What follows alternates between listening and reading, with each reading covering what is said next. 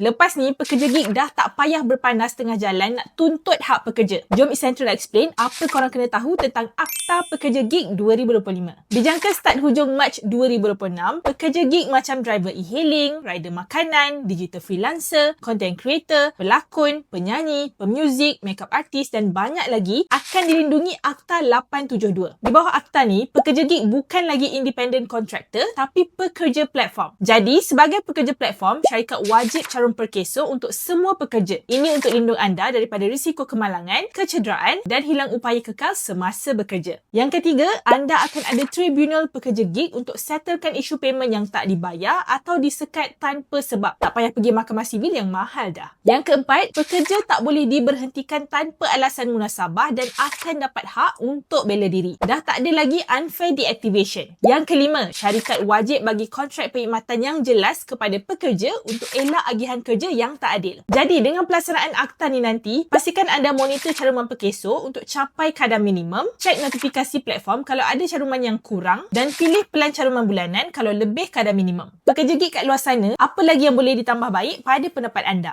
Essential dah explain, jangan lupa follow.